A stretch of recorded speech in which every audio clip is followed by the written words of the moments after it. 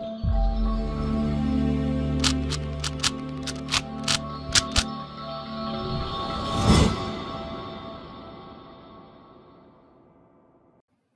Guys, welcome to विवा classes. आज हम आपके साथ स्टार्ट करेंगे class 11th micro economics chapter 9 supply का पार्ट 3। बहुत इंपॉर्टेंट टॉपिक है, movement and shift in supply curve. Right, तो चलिए देखते हैं क्या है ये टॉपिक और इनके बीच का डिफरेंस बहुत जरूरी है हमारे लिए जानना।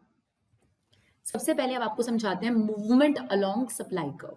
देखिए, सबसे पहले तो ग्राफ बनाते कैसे हैं ये बहुत जरूरी है जानना। तो आपका वाई एक्सिस और एक्स एक्सिस पर क्या है ये बहुत मैटर करता है कि वो अपवर्ड स्लोपिंग बनेगा, डाउनवर्ड स्लोपिंग बनेगा।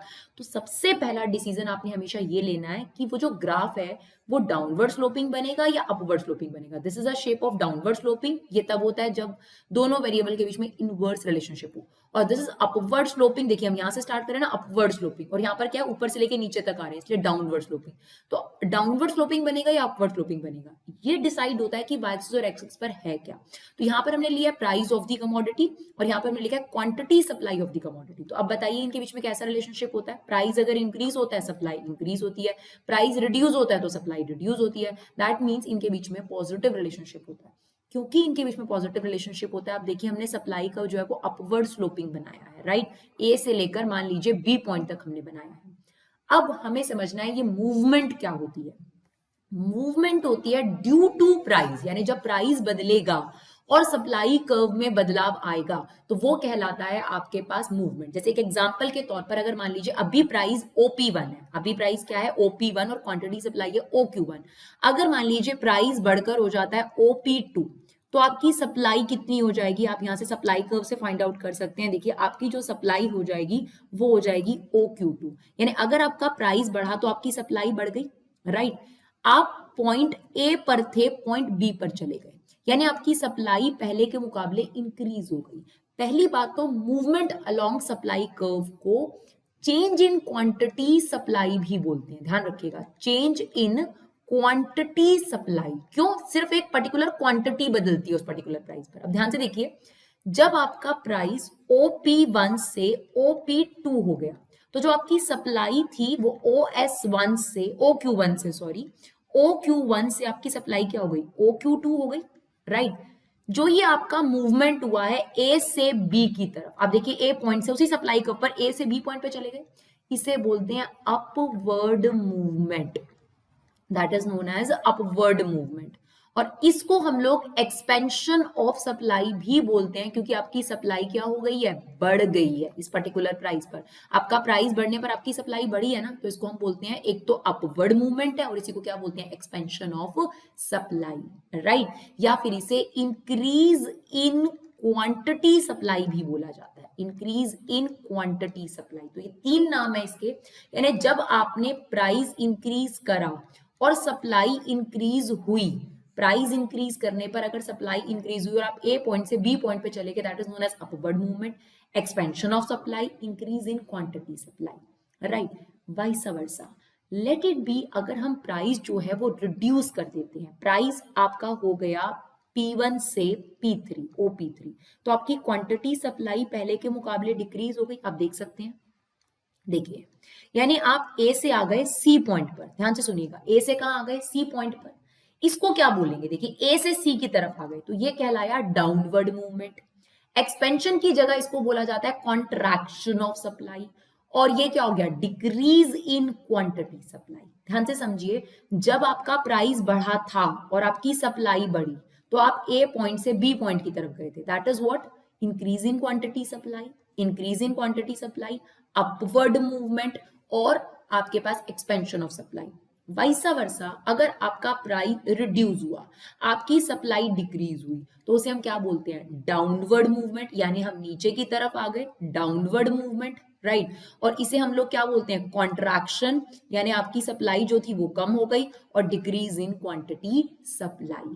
That is what movement along supply curve. यानी अगर प्राइस बढ़ रहा है तो आप ऊपर जा रहे हो, अगर प्राइस गिर रहा है तो आप नीचे आ रहे हो। तो आप क्या कर रहे हो, उसी सप्लाई कर्व पर ऊपर नीचे मूव करे जा रहे हो। अगर प्राइस में बदलाव आएगा तो, यानी प्राइस में चेंज आने पर आपका सप्लाई कर्व ऊपर नीचे बदलता है, यानी मूवमेंट करता है, इसलिए इसको बोलते हैं मूवमेंट अलोंग सप्लाई। ठीक है डियर, तो अब हमारे पास ये क्लियर है कि what is movement along supply curve. तो मूवमेंट कब होगा बच्चों? मूवमेंट होगा जब आपके पास प्राइस में चेंज आएगा। तो movement along supply curve is only due to change in price, यानी जब प्राइस में चेंज आता है तभी आपके पास मूवमेंट अलोंग सप्लाई कर्व होता है। राइट तो चलिए अब जानते हैं ये शिफ्ट कब होता है। ऑब्वियसली जब अदर फैक्टर्स में चेंज आएगा। पूरा लॉ सप्लाई फोकस्ड है, यानी अगर प्राइस में बदलाव आएगा तो आपके पास मूवमेंट होगा। वैसे तो हम आपको एक बहुत नॉर्मल सी बात बता दें, जो भी वाई एक्सिस पे आपने चीज लिखी है जब उसमें चेंज आता है तो आपके पास मूवमेंट होता है। उसके अलावा अगर किसी चीज में चेंज आएगा तो शिफ्ट होगा। तो चलिए शिफ्ट समझते हैं और फिर मूवमेंट और शिफ्ट में डिफरेंस भी देखेंगे। हाँ जी बच्चों, अब शिफ्ट इन सप्लाई कर्व देखिए। Shift in supply curve price के अलावा अदर फैक्टर्स में चेंज आने की वजह से होगा। शिफ्ट दो टाइप की होती है, तो राइटवर्ड शिफ्ट हो जाओगे या लेफ्टवर्ड शिफ्ट हो जाओगे। तो चलो देखते हैं। सबसे पहले मैंने अदर फैक्टर्स में लिया है price of other good. Right अब देखिए, मान लीजिए कि हम लोग वीट प्रोड्यूसर है, वीट सप्लायर है, वीट का प्राइस है और यहाँ पर वीट की ही सप्लाई है। ठीक है ना, ध्यान से समझिएगा, वीट की ही सप्लाई है। ये मेरा सप्लाई कर्व है, बिकॉज प्राइस और सप्लाई के बीच में upward sloping relationship, sorry positive relationship होता है, इसलिए अपवर्ड स्लोपिंग बन गया। अब मान लीजिए कि आपका प्राइस है OP1 और आपकी क्वांटिटी सप्लाइड है फिलहाल OQ1। अब क्या हुआ, अदर गुड का प्राइस यानी जो राइस का प्राइस है वो बढ़ गया है मार्केट में। राइस का प्राइस बढ़ गया है मार्केट में, तो आपने वीट की सप्लाई क्या कर दी है? कम। ये बात हम पहले से जानते हैं बिकॉज हमने फैक्टर्स अफेक्टिंग पढ़ा था। क्या हुआ, आपके प्राइस में कोई चेंज नहीं आया, बट आपका जो अदर गुड का प्राइस है वो बदलने की वजह से आपकी सप्लाई जो है वो चेंज हो गई। तो देखिए डियर, यहां पर क्या हुआ, हमने अपना प्राइस नहीं बदला, यानी वीट वाले ने अपना प्राइस नहीं बदला, ठीक है, लेकिन अदर गुड यानी राइस जो था उसका प्राइस बढ़ गया। तो उसका प्राइस बढ़ गया। अब वीट प्रोड्यूसर को भी लगेगा भाई कि वीट ज्यादा प्रोड्यूस करके फायदा क्या है, तो वो वीट की सप्लाई क्या कर देगा, कम कर देगा सेम प्राइस पर। यहां पर क्या हुआ, आपके पास एक नया पॉइंट ही क्रिएट हो गया, यानी आप उस सप्लाई कर्व पर नहीं है, आपके पास एक नया सप्लाई कर्व क्रिएट हो गया।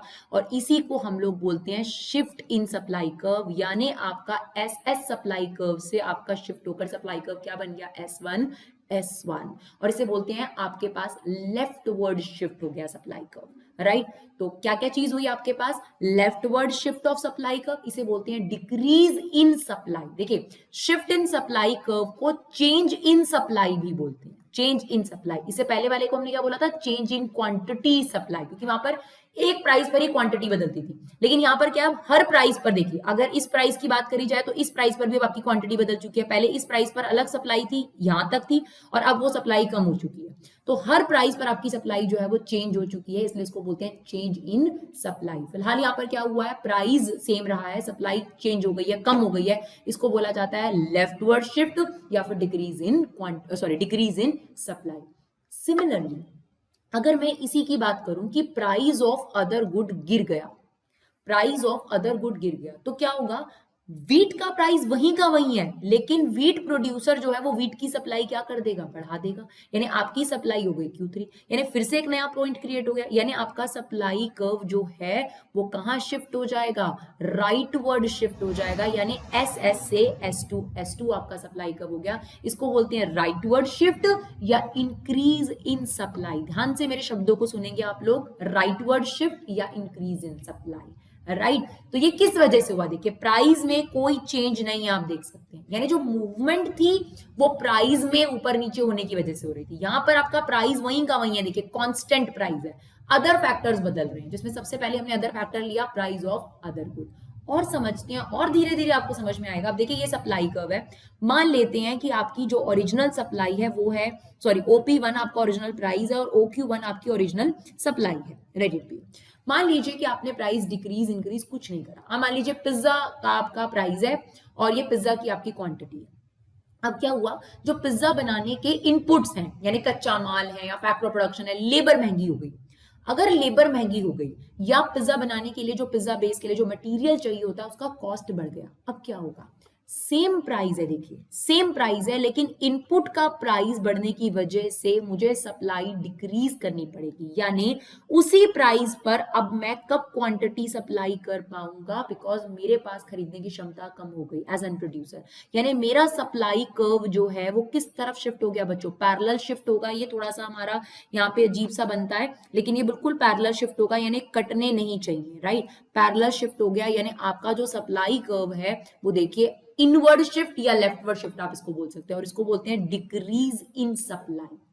सिमिलरली अगर प्राइस ऑफ इनपुट्स, मान लीजिए कि मेरे जो लेबर है वो सस्ती हो गई, जिस भी चीज का मैं सामान बनाती हूँ उसकी लेबर सस्ती हो गई, कच्चा माल सस्ता हो गया, सेम प्राइस पर मैं पहले से ज्यादा क्वांटिटी सप्लाई कर पाऊंगी, यानी मेरी जो सप्लाई है वो बढ़ जाएगी। यानी मेरा सप्लाई कर्व कहाँ शिफ्ट हो गया आपके पास, rightward supply curve shift हो गया, उसको बोलते हैं इंक्रीज इन सप्लाई।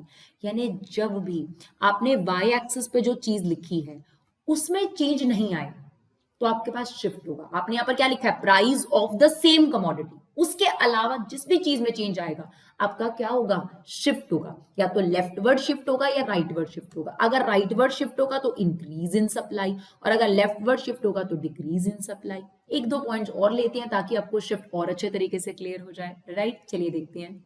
चलिए हमने कुछ और फैक्टर लिए हैं, टेक्नोलॉजी। हमने यहाँ पर सप्लाई का को देखिए जीरो से स्टार्ट करा है, इससे पहले वालों में हमने नहीं करा, बट आप बना सकते हैं, बिकॉज जीरो प्राइस पे सप्लायर सप्लाई भी कितनी करेगा, जीरो करेगा, इसलिए ये स्टार्ट हो सकता है इस पॉइंट से। तो आपसे ये भी पूछा जाता है कई बार, सप्लाई का ओरिजिन से क्यों स्टार्ट होता है, बिकॉज जीरो प्राइस पर जीरो सप्लाई होगी, प्रोड्यूसर उस पर सप्लाई नहीं करता। चलिए अब देखिए, मान लीजिए कि आपका ओरिजिनल प्राइस है OP1 और ओरिजिनल क्वांटिटी आप सप्लाई करते हैं OQ1, right. This is supply curve, आप क्वांटिटी सप्लाई करते हैं OQ1। अब क्या हुआ, आपका प्राइस तो वहीं का वहीं है, लेकिन आपके पास जो टेक्नोलॉजी है वो अपडेटेड हो गई। तो देखिए क्या होगा, मेरा प्राइस वहीं का वहीं है, लेकिन मेरे पास अपडेटेड टेक्नोलॉजी आ गई।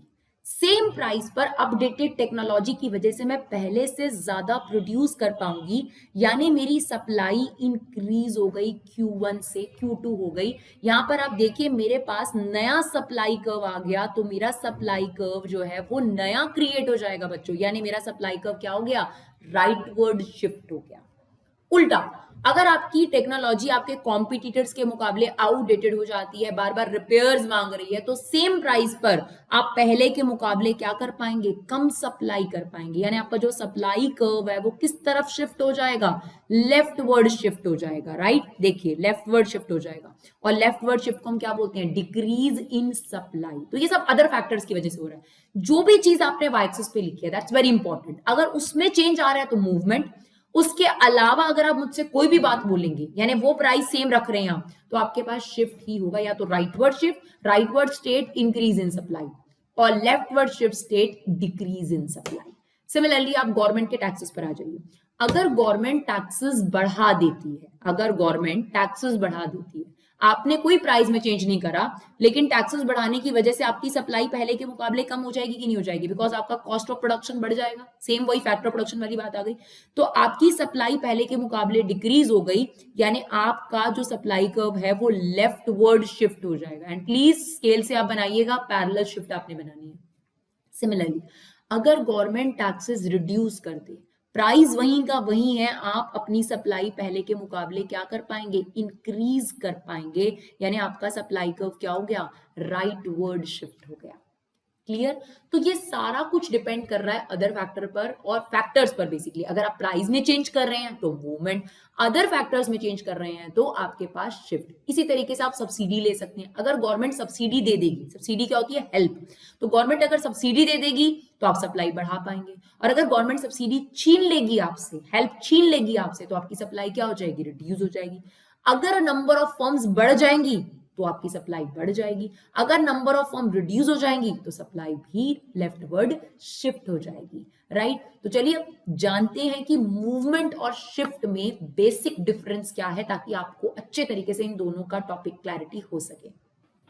देखिए जो मूवमेंट था, अगर आपको उसका डायग्राम बनाकर दिखाया जाए, यहाँ पे प्राइस था, यहाँ पर क्वांटिटी थी, ठीक है, ये आपका सप्लाई कर्व है।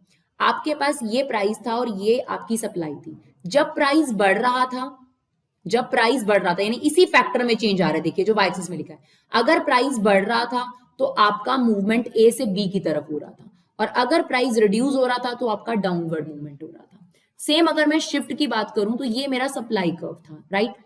प्राइस में कोई चेंज नहीं आ रहा था, जबकि सप्लाई क्या हो रही थी, या तो बढ़ रही थी, या सप्लाई क्या हो रही थी, आपके पास रिड्यूस हो रही थी। तो this is rightward shift, this is leftward shift. Simple सी बात है, अगर मैं आपसे सबसे इंपॉर्टेंट डिफरेंस पूछूं, मूवमेंट कब हो रहा था, जब प्राइस में चेंज आ रहा था, due to change in price. Delta is change due to change in price, यानी जब प्राइस आपका बढ़ रहा था तो सप्लाई बढ़ रही थी, जिसको हम एक्सपेंशन कह रहे थे। जब प्राइस रिड्यूस हो रहा था तो सप्लाई रिड्यूस हो रही थी, जिसको हम कॉन्ट्रैक्शन कह रहे थे। तो it is due to change in price.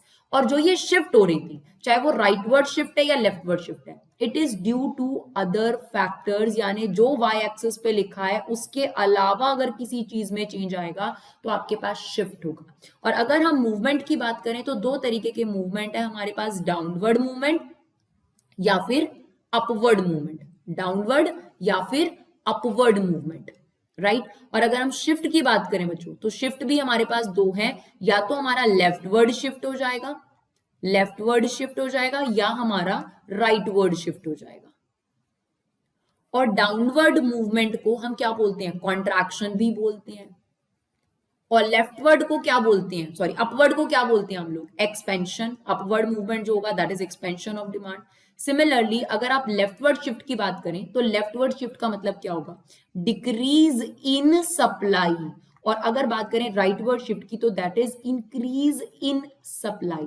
और इसको हम एक और नाम से जानते हैं, मूवमेंट को हम एक और नाम से जानते हैं, चेंज इन क्वांटिटी सप्लाई। यहां पर क्या हुआ है, सिर्फ क्वांटिटी सप्लाई बदली है, क्योंकि एक प्राइस पर ही आपकी सप्लाई चेंज हुई है, लेकिन यहां पर हर प्राइस पर आपकी सप्लाई बदल चुकी है, तो उसको बोलते हैं चेंज इन सप्लाई। देखिए फर्क जानिए, यहाँ पे लिखा है क्वांटिटी सप्लाई और यहाँ पे लिखा है आपके पास सप्लाई, राइट। तो एक तो आपके पास लेफ्टवर्ड और अपवर्ड मूवमेंट्स है, और आपके पास यहाँ पर राइट डाउनवर्ड और अपवर्ड मूवमेंट है। तो जो मूवमेंट है it is only due to price, और जो शिफ्ट है वो अदर फैक्टर्स की वजह से होती है। तो ये है आपका मूवमेंट और शिफ्ट में फर्क। इसी तरीके के डिफरेंस आपके पेपर में दिए हुए हैं, अगर आपको सच में मूवमेंट और शिफ्ट समझ में आया तो आप किसी भी तरीके का डिफरेंस बना सकते हैं। जैसे फॉर एग्जाम्पल आपको कहता है कॉन्ट्रैक्शन और डिक्रीज इन सप्लाई में डिफरेंस बनाइए, कॉन्ट्रैक्शन और डिक्रीज इन सप्लाई।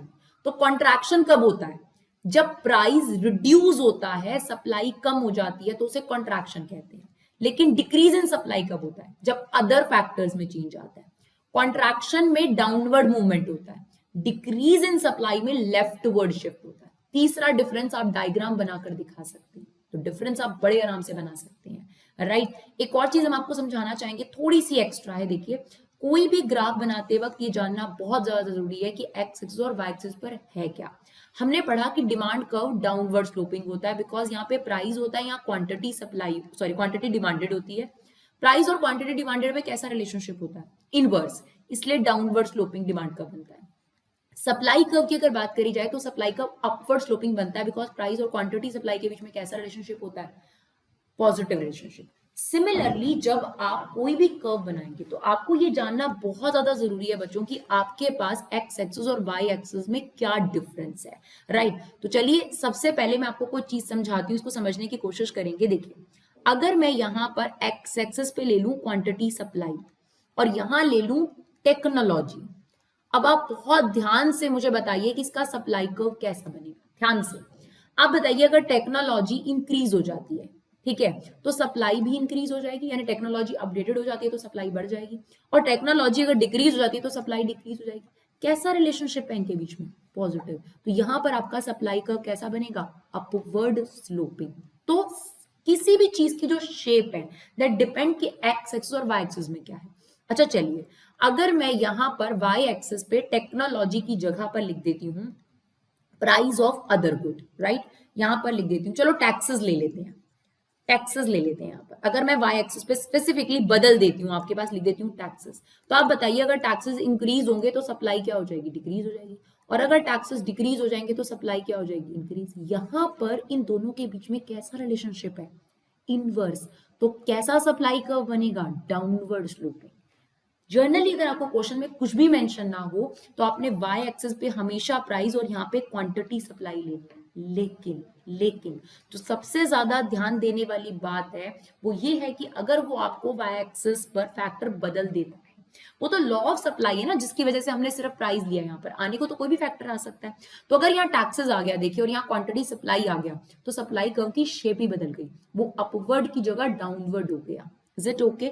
और अगर टैक्सेस की बात करी जाए, टैक्सेस इतने हैं और सप्लाई आपकी इतनी है, अब अगर गवर्नमेंट टैक्सेस बढ़ा देती है तो शिफ्ट नहीं होगा बच्चों, अब क्या होगा? मूवमेंट होगा। तो ध्यान रखिए, जब भी वाई एक्सिस पे जो चीज लिखी गई है उसमें चेंज आ रहा है, तो आप उसी कर्व पर ऊपर नीचे मूव करेंगे। क्लियर? तो मैं आपको बेसिकली ये समझाना चाहती हूँ कि जब भी आप कोई ग्राफ बनाते हैं तो उसकी शेप इस बात पर डिपेंड करती है कि उसके एक्स एक्सिस और वाई एक्सिस पे जो चीजें लिखी गई हैं वो क्या है। एक और चीज जानते हैं, जैसे मान लीजिए प्राइस ऑफ इनपुट्स यानी फैक्टर ऑफ प्रोडक्शन, इनका और क्वांटिटी सप्लाई का आपको सप्लाई का बनाना है। अब आप बताइए, अगर मेरी कॉस्ट ऑफ जो फैक्टर ऑफ प्रोडक्शन है, लेबर हो गई, जैसे मान लीजिए कच्चा माल हो गया, इनपुट की जो कॉस्ट है अगर बढ़ जाएगी तो मैं क्वांटिटी सप्लाई क्या कर दूंगी? कम कर दूंगी। और अगर मेरे इनपुट सस्ते हो जाते हैं तो मैं क्वांटिटी सप्लाई क्या कर दूंगी? बढ़ा दूंगी। यानी कैसा रिलेशनशिप है आपके पास? इनवर्स रिलेशनशिप है। और अगर इनवर्स रिलेशनशिप है तो यहाँ पर भी सप्लाई कर्व डाउनवर्ड स्लोपिंग ही बनेगा। तो बच्चों ये ध्यान देना बहुत जरूरी है सबसे पहले कि सप्लाई कर्व की शेप क्या होगी, is it downward, is it upward. ठीक है, आपने ये डिसाइड कर लिया कि जो वाई एक्सिस और एक्स एक्सिस में चीजें हैं उनके बीच में इनवर्स रिलेशनशिप है, डाउनवर्ड बना दिया। और अगर पॉजिटिव रिलेशनशिप है, अपवर्ड बना दिया। फिर दूसरा नंबर पर सवाल आता है कि मूवमेंट होगा या शिफ्ट होगा। तो बहुत क्लियर सा लॉजिक है, जो चीज आपने वाई एक्सिस पे लिखी है अगर उसमें चेंज आएगा तो मूवमेंट, अगर उसके अलावा कोई भी बात आप बोलोगे तो क्या होगा? शिफ्ट होगा। तो आई होप मूवमेंट और शिफ्ट का जो टॉपिक है आपको इस वीडियो से क्लियर रहा हो। अगर आपको ये वीडियो यूजफुल लगा हो तो प्लीज अपना कीमती समय निकालकर हमें सपोर्ट करिए, लाइक करिए, शेयर करिए, जिस भी तरीके से आप सपोर्ट कर सकते हैं सपोर्ट करिए। Thank you so much guys for love and support, keep supporting.